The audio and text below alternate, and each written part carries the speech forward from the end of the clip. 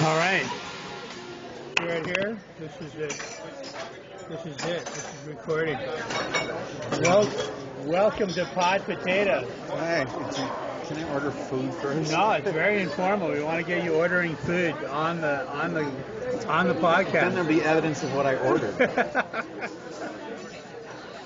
That's why you only order salads now, because that way there's evidence. Feel free to order a triple 10-decker bacon cheeseburger. Nah, see, I wouldn't order that anyway. Extra fries.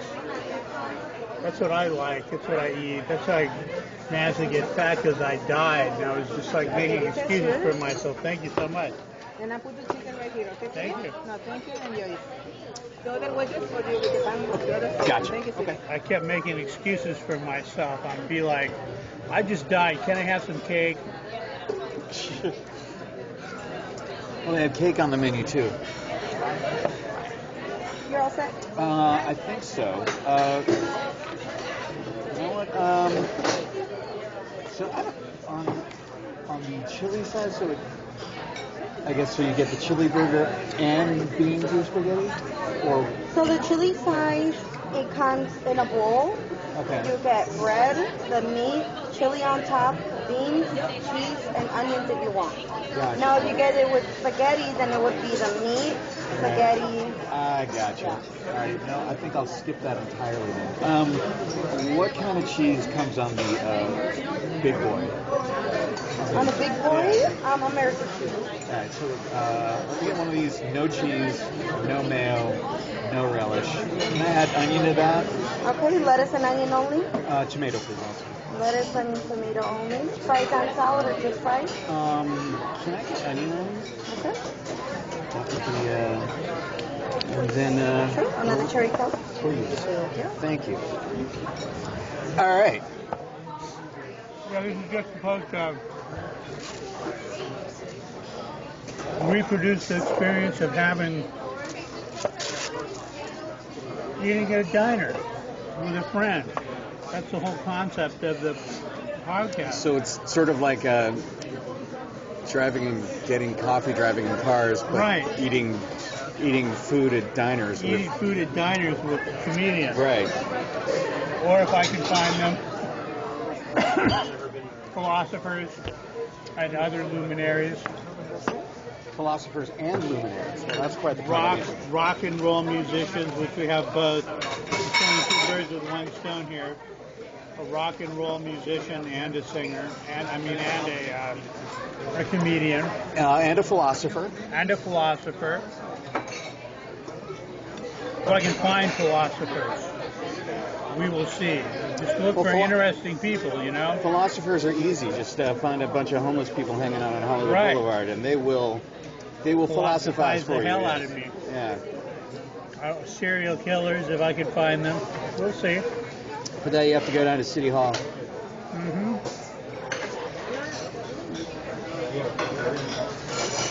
And what made you concoct this little idea? Well, I used to do an educational show for the Libertarian Party, and I did this show at a convention, and there was stuff going on in the background. Mm-hmm. And it gave so much more life to the production. People walking around.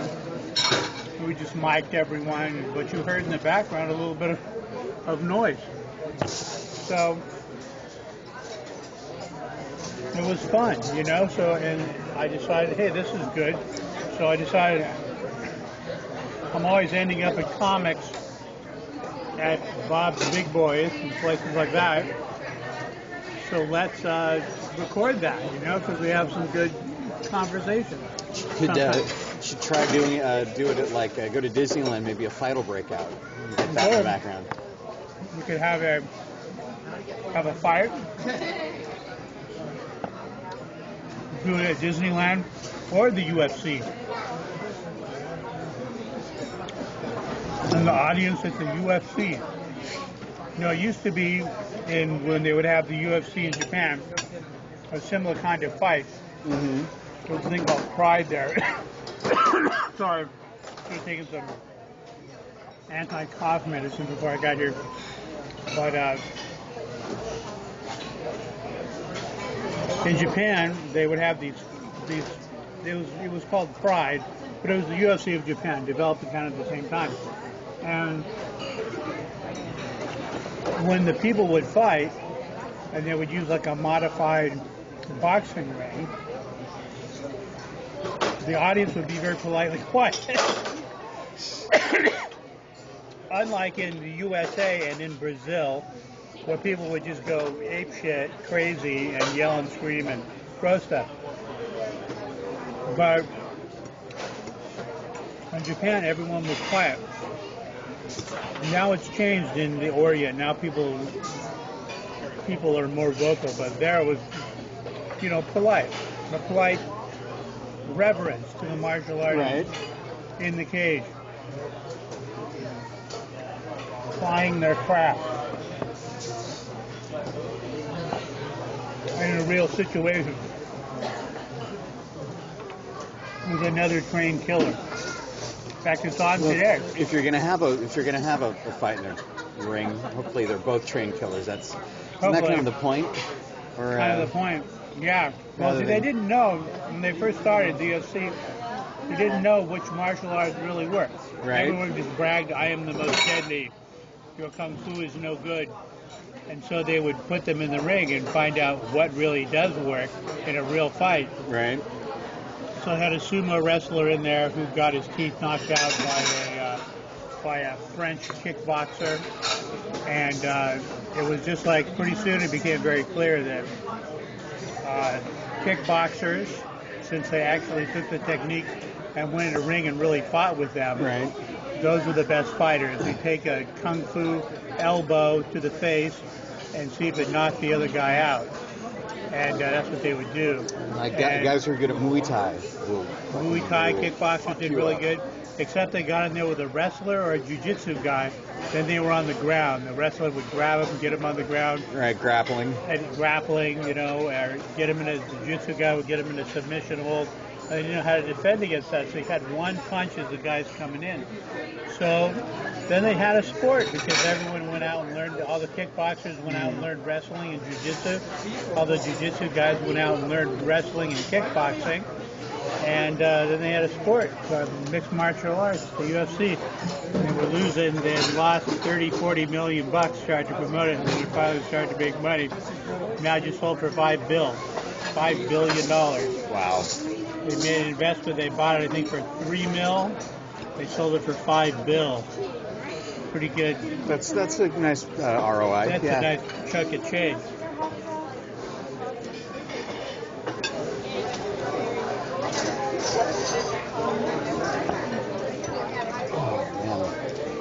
Which just goes to show you, stick with what you like. Stick to your gun. Right. Because when it wasn't making money, they're like, I love this thing. We bought this out of love. There's got to be a few million other guys in the world like me. Right. That are going to love this because I'm just a monster fan. I'm here every time we have one of these things. I bought the thing, and stick to your guns. That's what what's his name said too. Basically, but in a different way. Ray Bradbury. Mm-hmm. He said, everyone made fun of me. I have plastic dinosaurs, was writing about dinosaurs and time travel and stuff like that. And now look what. Right. Now look what happened. I stuck to my guns. I did what I like and what I love. Eventually, other people will come along. I think just about. I can't think of anybody who is now referred to as a visionary doesn't talk about how, when they were first getting into stuff, there was not a boatload of people going, "You suck, you're full of it," blah, blah, Mm-hmm. Like they say, hate is gonna hate. Mm-hmm. Hey.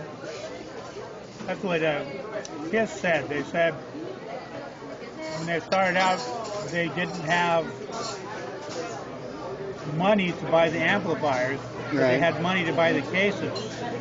They had normal amplifiers, and they stacked all these empty cases of amplifiers behind them, and just to make them look like a big deal. Right. And eventually that mentality worked for them, but no one would play them on the radio. But you know, it didn't matter because they had a photograph of them, and that worked to sell the music. Oh yeah, I mean that's the reason I got into them. It's true. I will never forget the day first time I saw them. It was Warehouse Records in Corte Madera.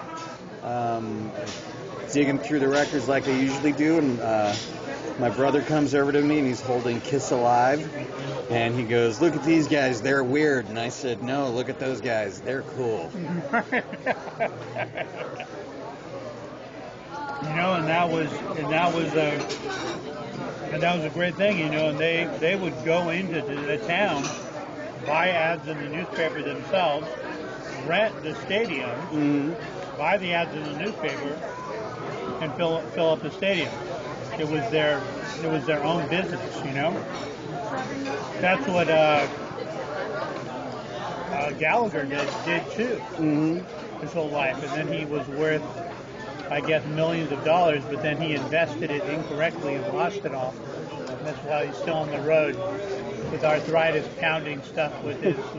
He invested in the Sledge-O-Matic. He invested in the Sledge-O-Matic, right? Should have invested in that rather than what he did. Yeah, you could lose all that money quick. Yeah, get married. I invested in Bitcoin, and then it crashed. I thought, oh, now's the time to buy. And I bought some, and it crashed worse. But now it's back up. Now it's doubled my money. Yeah, my brother invested in, I don't know if it was Bitcoin, it was some kind of cryptocurrency that he said jumped up pretty well. I'm just going to hold on to mine for a few years and see what happens. If I have more money, I'll put more money into it. But I know people that are millionaires because they got their hands on Bitcoin. Wow. Early on, I didn't have any money to put into it. I wish I would have. I put my money into other things, and now I'm trying to make a living. I hear silver's a good thing to invest in.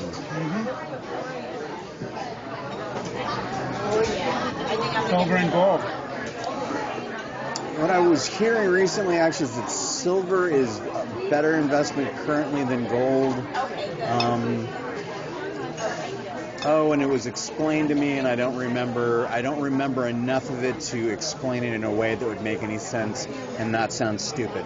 But it definitely had something to do with about the growth potential and the likelihood of growth potential and the percentage of growth that could happen as compared to gold not being. The percentage of growth that's likely to happen in gold was lower. Yeah, we haven't even introduced you yet. By the way, this is Pod Potatoes, and our guest today is an economist. Hello, people. He's a comedian. It's true. And a former rock musician. Former my ass, still am. Still am a rock musician. That's right. A comedian, rock musician combo. Can't get much cooler than that. Come on. It's true. You can't get much cooler than this. I've tried. So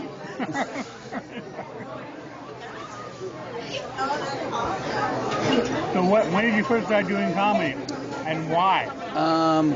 Well, that in and of itself is a very long story. Thank you. Well, they're going to get me all sugared up here. They keep bringing me cherry cokes. I walked in here having, worked out and dieted before a photo shoot, and I'm going to leave here a diabetic. Diabetic. I started actually, legitimately, telling jokes. I was 6 years old. I would stop people on the street and tell them a joke. What does that tell you? Yes, I wanted to be molested. No, that's not what I meant. I was always into stand-up comedy, always loved it. I mean, even as a kid, my parents were silly enough to introduce me to George Carlin because they thought I would like the hippy-dippy weatherman, and they were right. And, there's food coming. Any mustard or hot sauce? Mustard. Mustard? And then even like all through high school and stuff, when I started off, I was way into doing theater. I was, wanted to do acting, which was, and I preferred doing comedic acting. And then started playing music, and I began to notice really, really quickly that you could get a lot more girls with a guitar than you could with a script. So that started taking over. But in school, like when I was in 8th grade, I had this teacher, English teacher, and she liked to do to have people pay attention to the news.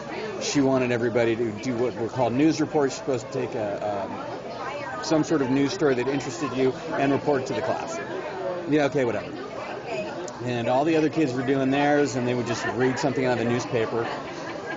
Me, I was into comedians and watching SNL, so instead I took my articles and I would do a couple of serious articles, and then I would basically do Weekend Update and take a couple of them and turn them into jokes, and did that. And when I started playing in bands and being in, doing club gigs, everybody else at soundcheck would be going, check 1, check 2. I would do old Woody Allen bits. So that's how I would sound check. In fact, it got to the point I would have memorized, and I would start the bit, and they were usually a few minutes long, and I would stop and go, okay, do you have the mic level now? And the sound guy would go, yeah, but we want to hear how the story ends. So I was. My parents early on would let me stay up to see the comedian on whoever was on Carson. So a lot of that. Then after playing music, I had been in a band. We finished recording a record. We put it out. It was not a very good record, so it sold horribly. The guitar playing on it was phenomenal, though. Actually, we were recording it. I used to tell people, I'm like, I'm doing some of the best playing of my life on some of the worst music I've ever played. You gotta have. Everyone's gotta be good, Everyone's gotta be at the same level. Just the songs are bad. Bad songs. Songwriting's gotta be good. Clears were all fine, but anyway, that finished up, and that band broke up. I was really, really frustrated, so I had a studio in my garage, and went and recorded some music, and then I put the guitar in a case, and actually didn't pick it up for about 2 years. And at that point, I decided I was going to try stand-up comedy, like legit. And about a week later, there was an ad in the LA Weekly to take a class out of the improv being taught by John Biner Jr. Signed up for that fucker really quick, and started doing open mics. Met a bunch of people that I'm still friends with today. Took a long break when I got married for the second time, and as soon as that ended, within about a week, I was back on stage. Yeah, when you're married or something like that, doing stand-up comedy gets hard. I gotta understand people that have kids. As doing comedy, you have to be making a living, like Jim Gaffigan has like 6 kids or something like that, but he's making a living. I think as soon as I had a kid, as soon as someone tells me I'm pregnant, that's it. No more stage, for me, it's going to be over with. It's like, I got to get a real job and start making real money, you know what I mean? Except I had a real job. So my home, and when I met that person, she knew I was doing comedy. She knew that it was something I wanted to do. It's like, if you're going to get involved with somebody who's a comedian, then as far as I'm concerned, you should, or whatever they're doing, you should get behind it and support it, or don't be involved with them, and certainly don't fucking marry them. And what started off as being somebody who was supportive became somebody who was not supportive, and it wasn't that I wasn't working. I had a day job. I was working at Realtor.com. I was making money was not an issue. But the idea of going out go to an open mic, work on a material, do shows, etc., etc. Was Right. like, no, it was not okay. And I'm like, what? So, Yeah, I have a friend who just got married, and his wife he thinks maybe kind of nudging him away from comedy, or thinks he's going to get nudged away from comedy, but he's probably not. He's a flake though. He doesn't show up for gigs. well, that's a problem. That's a problem. I mean, you can't ever have that rep, Right. But he's getting it. Part of it is because of the conflict of his wife. He absolutely, positively must show up to a gig 100%. No matter what. I think the one time I didn't show up for a gig, it was up in the Bay Area, and there was an accident, and I actually couldn't get across a bridge. So I called the guy, and I'm like, I really can't get there. No, I mean, I can't get there. And that was about it. Yeah, I'm booking a show, and the promoter wants me to book mostly female comics, and because he thinks they draw more. So I'm like, good for them. So they get a break. But I have to book, in order to get 10, 12 to show up, I got to book 20, in order to get like 20 to show up, I got to book 30. It's like, man, if I book 30 guys, I've got probably 40 comics, because they're all there an hour early with their dicks hard, and they're going to friend with them. They're trying to get up too, So it's like, I don't know what it is going on with female comics, but They're actually not they need showing to up. step up their games. Yeah, just before the show, I get all this stuff from the female excuse manual. I have a doctor's appointment, I'm sick, I got to work, got a job interview, It's A job just interview like, when there would be a comedy gig? My hamster's sick, my roommate's hamster's sick, my hamster has split ends, so I've got to give a hot oil treatment to my hamster. Just all of these excuses. And I mean, I don't mean to disparage certain female comics that are very serious. There are certain female comics that I book every time, and they show up every single time, and I can count on them, And I think they have to kind of suffer from the perception about female comics from other female comics that aren't as serious as them, who are, not showing up to gigs. But the ones that I'm going to book. Doing okay right over here? Thank you. Good, perfect. The ones that I'm going to book when I get paid a paid gig is going to be the person that absolutely, positively shows up every single time. It doesn't act weird or cause an attitude, cause a problem. I can give you a few names. You may already have them, but there's a few female comics I know that are all fucking absolutely pros. Serious. Yeah, I know. I mean, there are girls that told me, they slept outside on the sidewalk, which I've done too.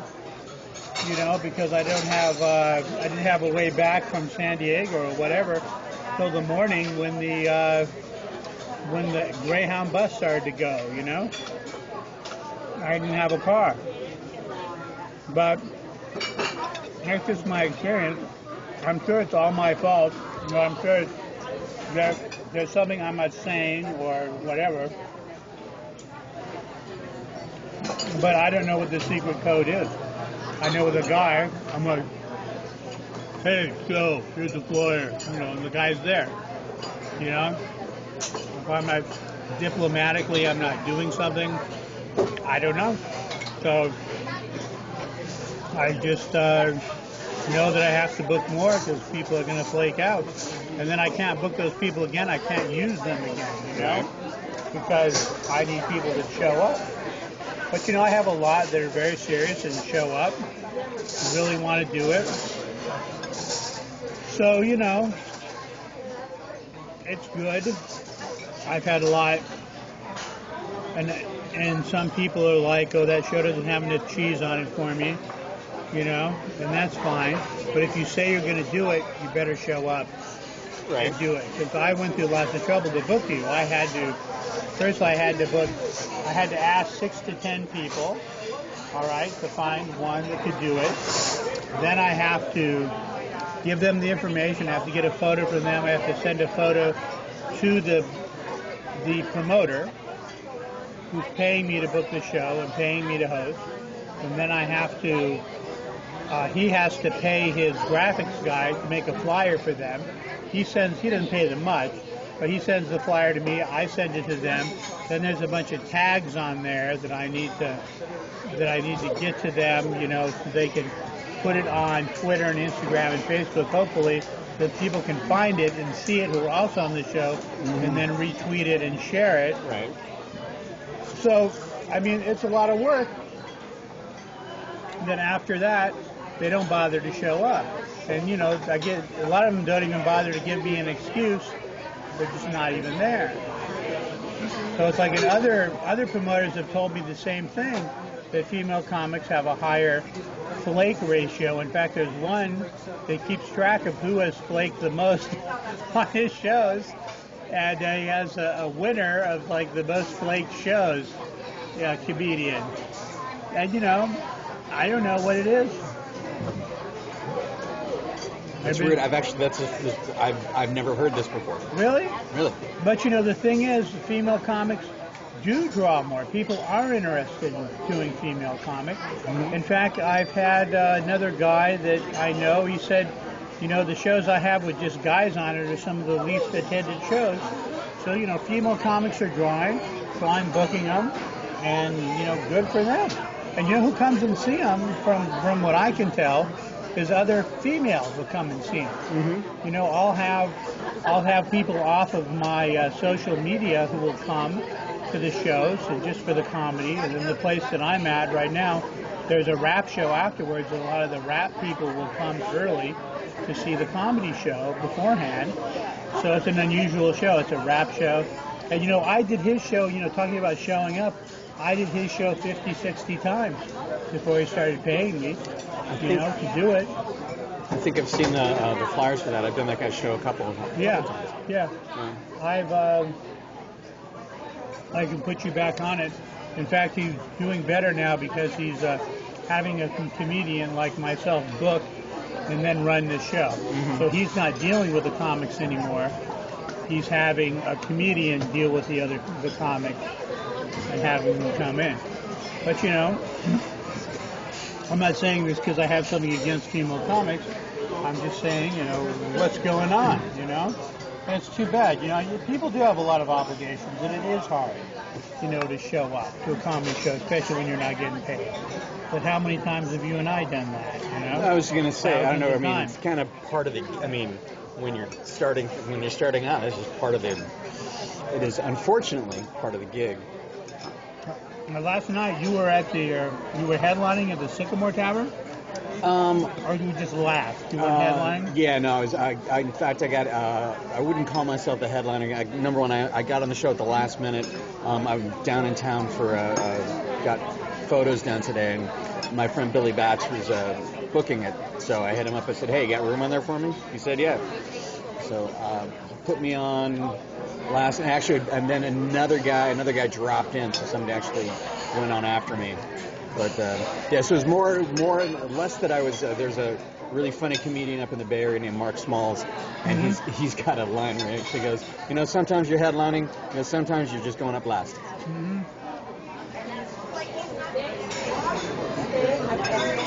Occasionally I'll headline here and there. We're in some small place. Get paid very little, you know, gas money. But I'm working on it. In fact, last night I should have gone up to this comedy club, and I didn't. I didn't want to drive back all the way up there. I'd been up there earlier in the day. I just decided to forget it. It's something that I have to do, is, you know, bug people more to get on right. Constantly. Which club? Oh, it's a place called Levity Live, and someone who was up in booking the Oxnard. show there was gave me a comp ticket to get in. So, what I needed to do was get in there and, go and talk to him and bug him to put me on a future show up there at Levity, and or just say, hey, do you have room for me today for me to do a few minutes, or anything, In fact, I was there was something called the LA Comedy Festival, Yep. which is actually pretty sorry. And it's sad that we don't have a huge, amazing comedy. This should be the biggest comedy festival in the world, should be in Los Angeles, but unfortunately it's not. But they had contacted me because they wanted me to come to the audition, which is a series of open mics, and they were very positive towards me there. And then they didn't end up putting me on in the LA Comedy Festival. They didn't end up putting me on the flyer. I'm like, really? Or booking me? And I'm like, really? It's weird. So I got one of the promoters sent me an advertisement for it, and I said, are you sending this to me because I'm on the show, or are you sending this to me because you want me to come to it? And he wrote me back, oh, one of my guys dropped out, hold on a second. So he wrote me back like 10 minutes later, be there at, this time. So I went there and was on the show, and it was pretty good. It was a pretty nice theater, but it wasn't really filled up. But it was a nice show. But it was too bad that, it wasn't bigger, and I hope the next one's bigger. And No, I remember. This is like the first year of that, right? yeah, this one. Yeah. So there's a Burbank Festival and other things. yeah, and in fact, I'm back in town for the Burbank one. Oh, really? Yeah. You on that one? Yeah. All right, Brian Cross. Come and see him at the Burbank Comedy Festival. August, I think I'm doing 3 different shows on that. I think it's the 12th, the 13th, and the 14th. I should have applied, but I just can't give him my money. I just can't do it. It was only some of them. I mean, I've applied to a couple, because some of them are like $50 and $60 and stuff, and others are more like 10 or 20, or they'll have like an early bird thing where if you sign up like real early on, then it's cheap. Because I mean, they're getting so many submissions that there's certainly a point where you go, I'm just pissing the money away. And so the only time, I mean, if I've got like a really good recent, just rock solid tape, then I'm more likely to submit. But the nice thing with this one, they were doing, I was up in the Bay Area and they were doing like a satellite audition thing. So rather than having to send in a tape, got to go to a club and actually do a set in front of an audience with people there that judged it, and they picked a few comics from the lineup. That's cool. Yeah, so that to me was a much better way, because it's like, you know what, if you don't, because I think there's probably a lot of really great comedians who just don't have a great tape, because sometimes getting a great tape is a fucking hard thing to do. Mm-hmm. But having an audition, Really yeah, I mean, because the other great thing was like you went to do the audition, you knew the club was going to be full, and you knew it was going to be full of like the general public, not like you're doing a tape at an open mic or something. Yeah, so it was really a great way to do it. Well, that's good. They're booking me down at Flappers, so if I get a word that they're going to put me in it, then I'll go ahead and apply. But I just have a problem with that. I want to get paid to do comedy. Right. Not paid to do comedy, Now, don't ever play rock and roll then. It's difficult, just getting, just a little bit of money. Excuse me. Do comedy really helps, just to defray the cost, because you're just going to open mics, I'll probably just go to 3. You've got gas or bus or Uber, or sometimes the fees of a few bucks, to buy an item at the place. And, right. You end up buying dinner, and, it just ends up, you end up spending lots of money. But, if you're going to go out, to like punk rock concerts or whatever, which is what I used to do, there's a cost to that too. Sorry about the cough, you guys. And I don't even do that thing. People that do podcasts, they'll go through and they'll take the coughs out. But not here. You get the coughs, you get the warts, you get everything.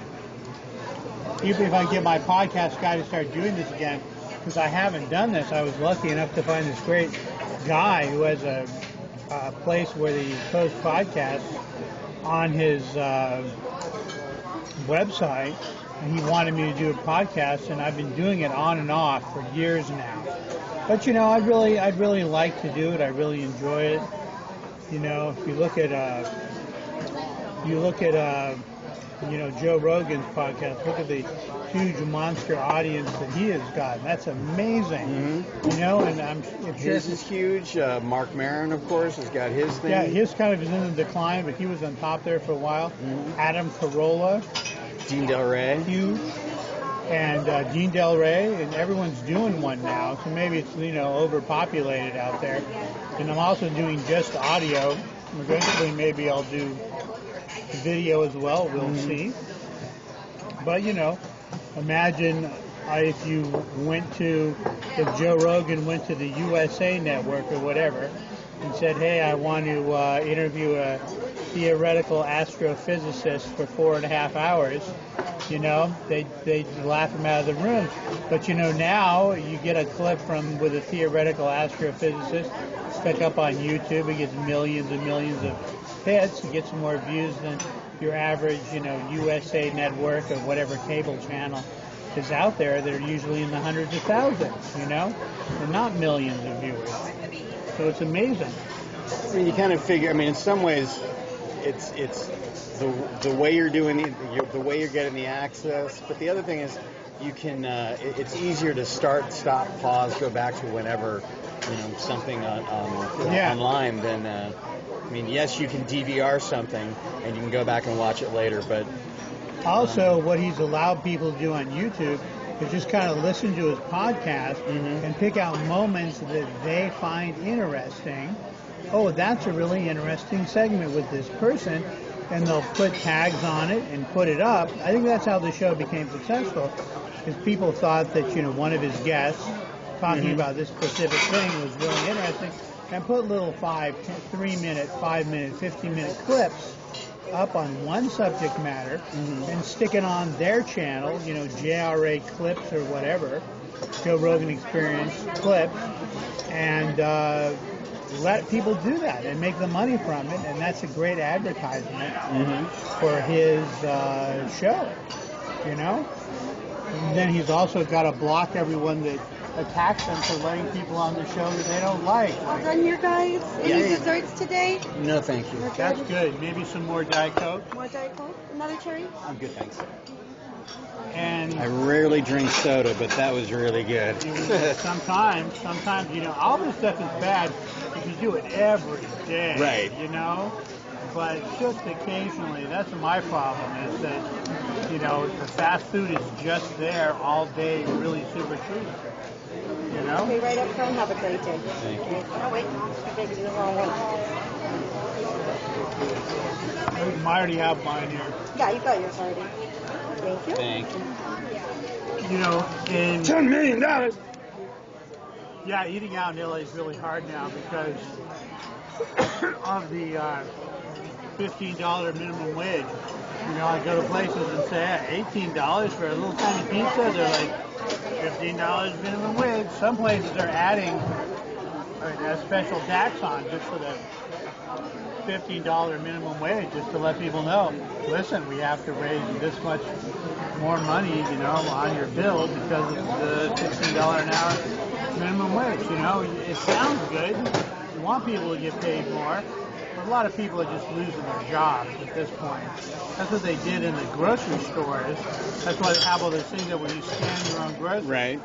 That was because the workers at the grocery stores are having a strike, so they put in the scan your own groceries thing and fired half of them. But yeah, you can have your raise, but we could fire half of you.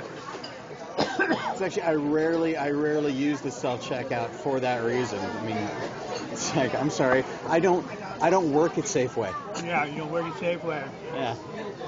I use it sometimes because it's just quicker. Whatever's quicker, whatever's faster. Yeah, I mean, like if I've got one item and I'm in a rush, yeah, I'll do it. But if I go to the supermarket and I'm like, shopping for the week or something. Well, there's a convenience there, but now this is going away at McDonald's and places like that. Like I've walked into Burger King, and there's not even one taking your order anymore. There's a screen there, so they had to fire all those people, and that's too bad. It's like Well, I mean, it's too bad. The other thing is, who's making my burger? Yeah, pretty soon it's going to be a machine too. Right. So you're getting priced out of there too, and there's people that are making machines that do all that stuff now and starting to market them. So that's too bad. Wow. I have the stuff that I have to take so I don't cough. So I need to remember to take it before my podcast. Then again, hey, maybe people like the coughs. Who knows? Coughing in diners with friends. Coughing in diners. Comedians coughing in diners. There you go. With friends. Well, I think what he does with those diners. He rents the whole place out. I think so. It's like empty or something. I mean, usually they're like either outside or they're actually in a car driving. So. Yeah, then he also takes them to the diners. Right. And there was, in fact, Jim Carrey was doing a bunch of weird stuff in there. And so I think what they do is they go to a place and say, hey, we're going to do this here tomorrow. We're going to rent out the whole place. They bring in a film crew and do that whole bit. But, he actually proposed that to a lot of different people. And they said no. The cable company said no until eventually he found a company that said, yeah, we'll do it. You have the track record. If I was at a company and he came to me and said, I would just say, yeah, whatever he wants to do, let's fund it because he's got a good enough track record where you probably want to take it, Yeah, I mean, unless this whole thing was like, what? I was thinking if we could go to a kindergarten class and start shooting kids, that might be the one you go, right. Jerry, I think you might be off on this one. Flogging pigs at farms, yeah, exactly. Or whatever. That might have been animal husbandry with Jerry Seinfeld.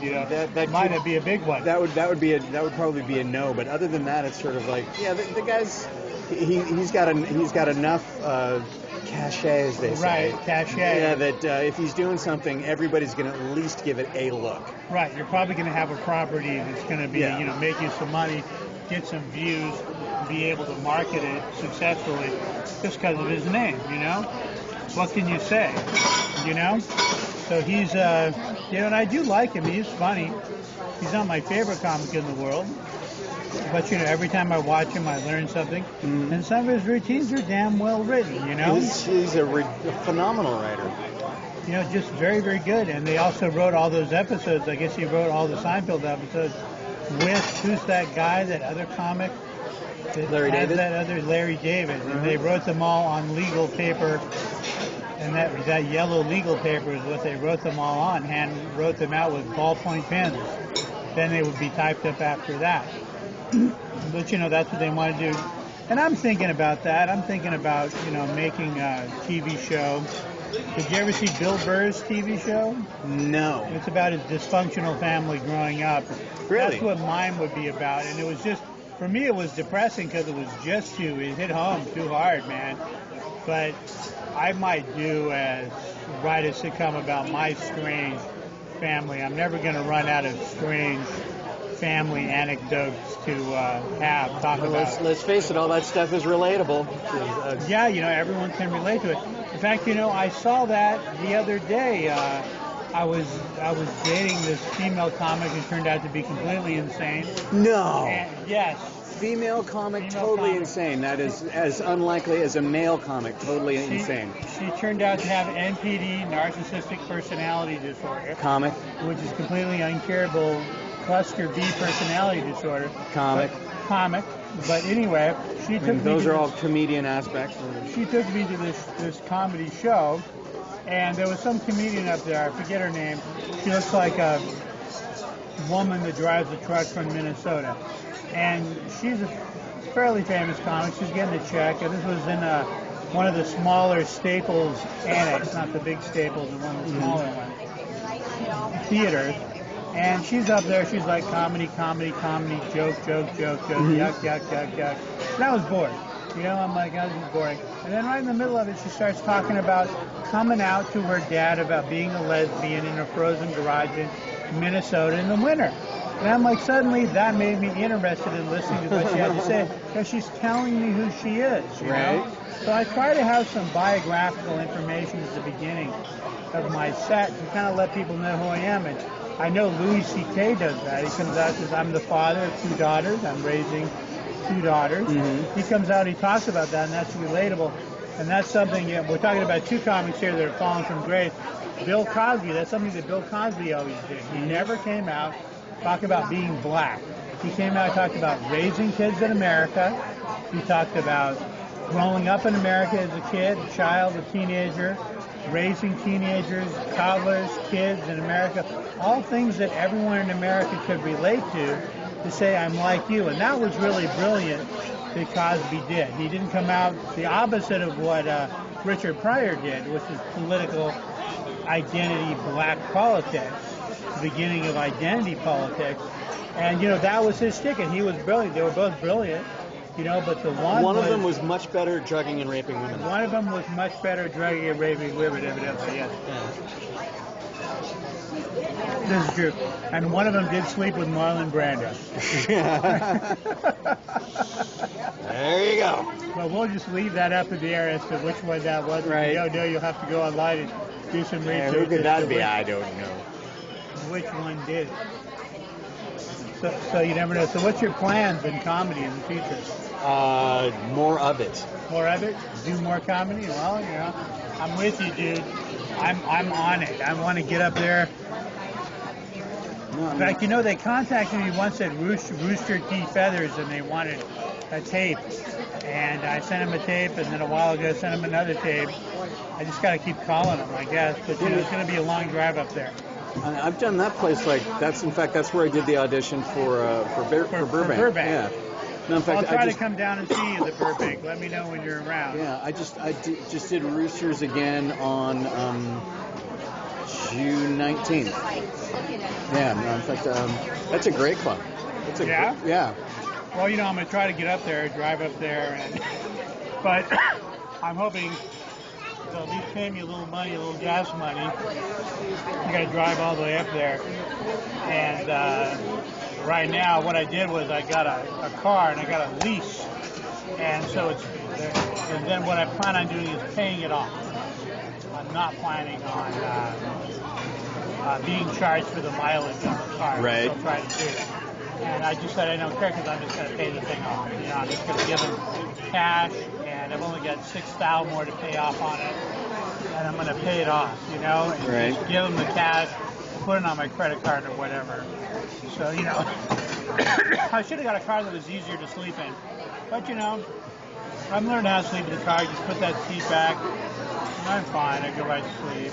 What kind of car? That's a new Corolla. Okay. I wanted a new car once in my fucking life.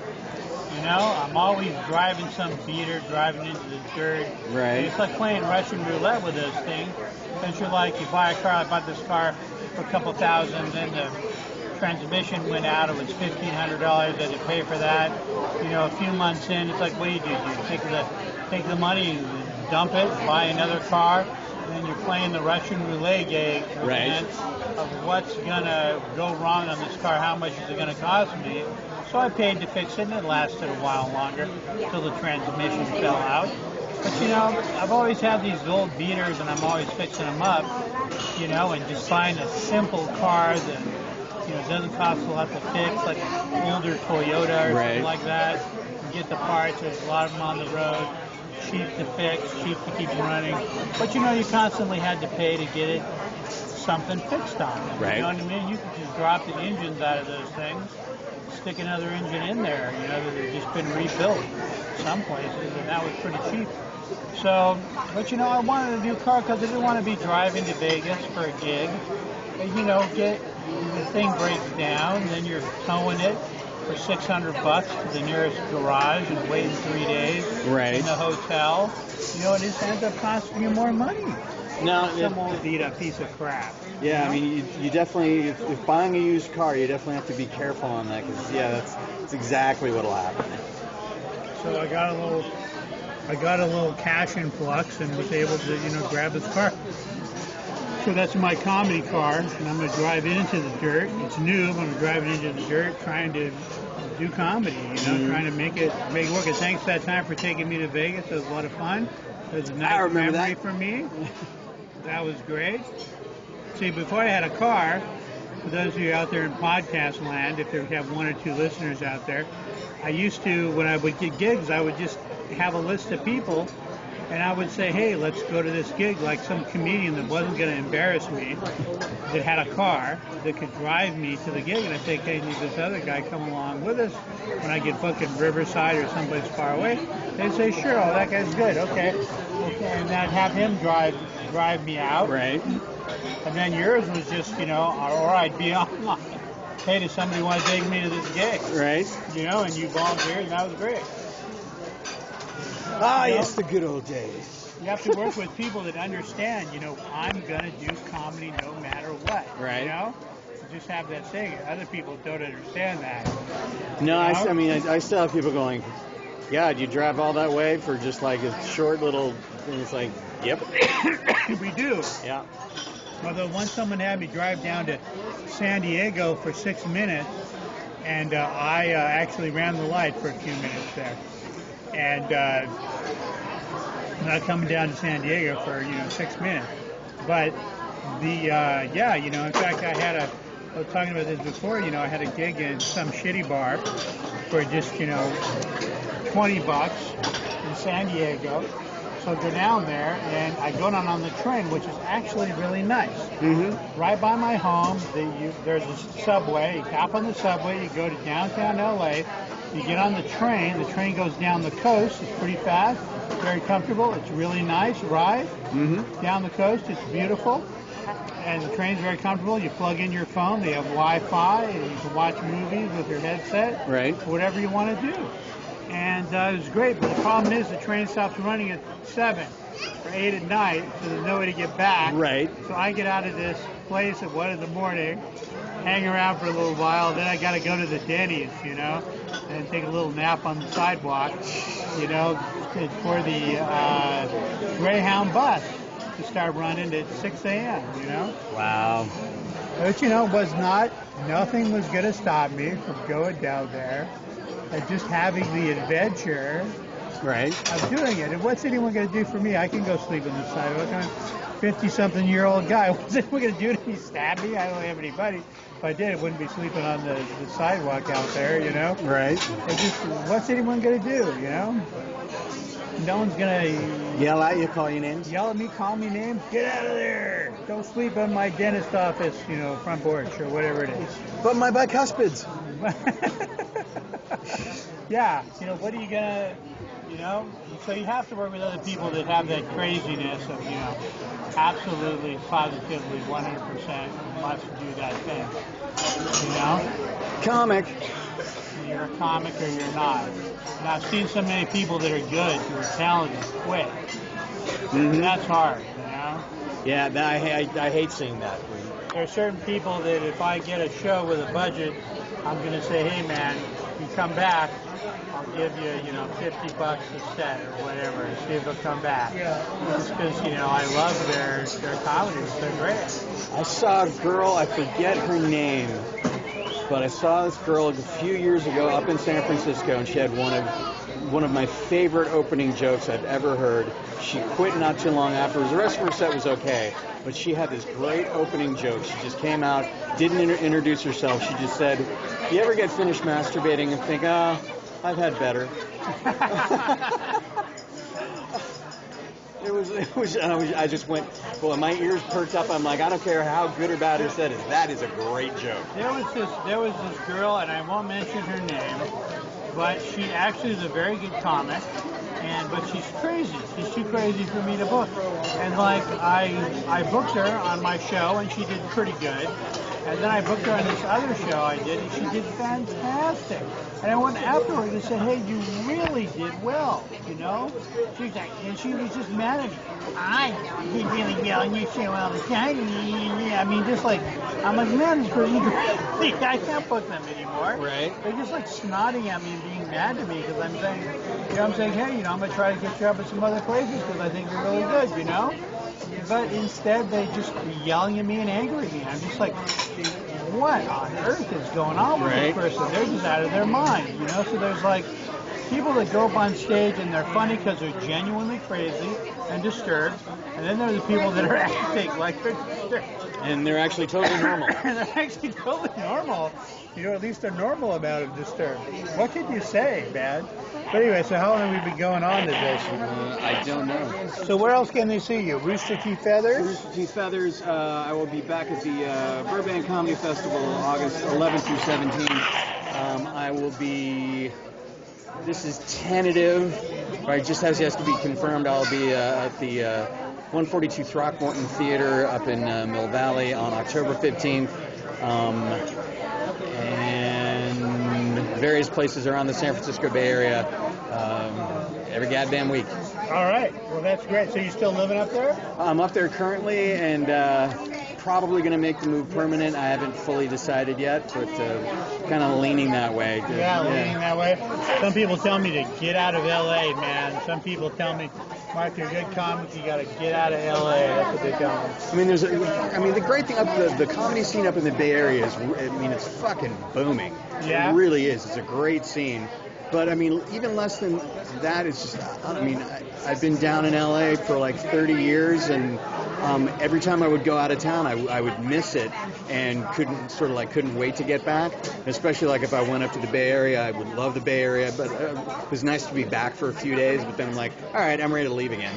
And this last time that I went up there, I was like, God, I don't miss LA. Not that I hate it, I didn't miss it like I used to. And I didn't hate the Bay Area like I used to. So I sort of went, oh, well, maybe now's the time to, I just started investigating the scene. I'm like, you know what?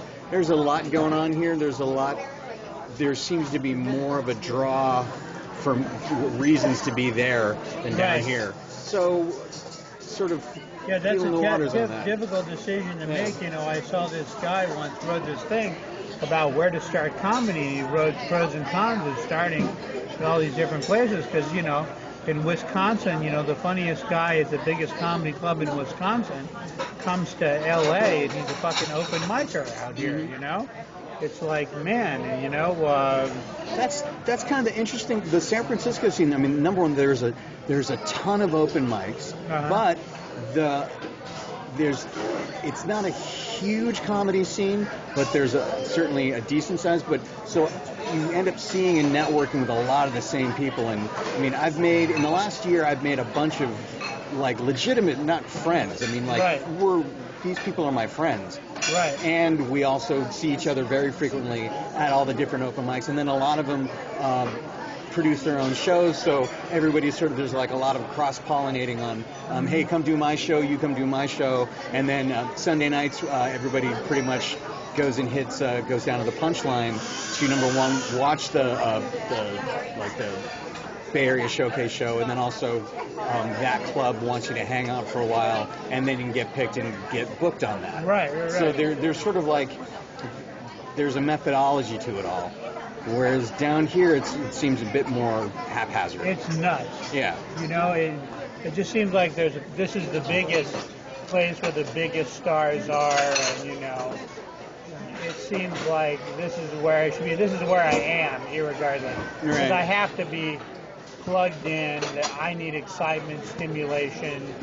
I live on Hollywood Boulevard, so that I can walk out onto Hollywood Boulevard. There's stuff and people Right. and things going on.